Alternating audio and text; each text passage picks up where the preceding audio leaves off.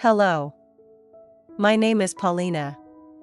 Together with Peter, we run the channel Soul's Path, Kardecist Spiritism. Our goal is to promote Kardecist Spiritism worldwide and to share spiritual knowledge drawn from the teachings of authors such as Allan Kardec and Chico Xavier. Today we begin a series of reflections on the book Our Home, authored by André Luiz and psychographed by Chico Xavier.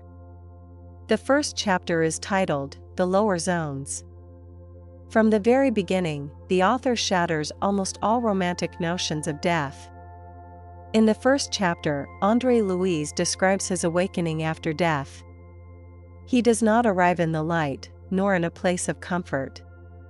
He awakens in a space filled with darkness, fear, and disorientation. He does not remember how long he has been there.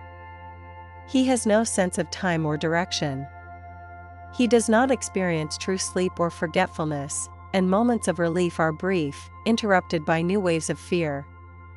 He flees from terrifying visions and unfamiliar beings, yet gradually discovers that the most painful source of suffering is not his surroundings, but his own conscience.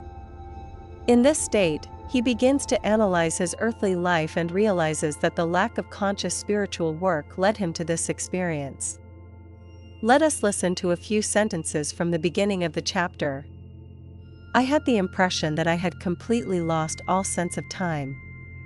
The sense of space had disappeared even earlier. I was certain that I no longer belonged to the world of the living, and yet my lungs were breathing deeply and greedily. This is not an awakening in the light. This is not a meeting with angels. This is an experience of being lost. André Luiz awakens after death in a state of extreme fear. He does not understand where he is. He has no sense of time. He has no sense of direction. He feels fear. He runs. But from what? At first glance, from dark beings, strange shapes, and a terrifying landscape. Yet the most important sentence in this chapter is, "My conscience tormented me." At this point, it is worth mentioning another very painful element of this experience. André Luiz hears accusations around him. He is accused of having taken his own life. However, he does not understand these words. He does not consider himself a suicide. He does not remember any moment that could confirm such an act. This further intensifies his confusion and suffering. Because alongside fear, darkness, and disorientation, another experience emerges, a lack of understanding of his own situation.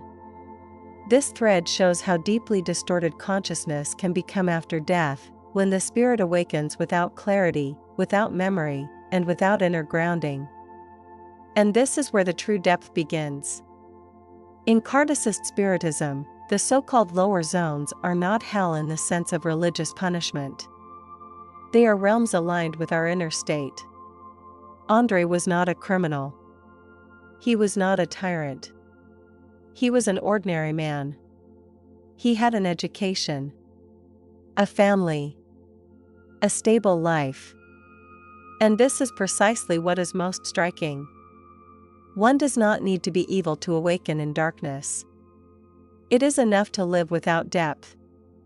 The author admits that his life was focused on comfort, stability, and material security. He did not consider himself a bad person. But he did not develop spiritual awareness.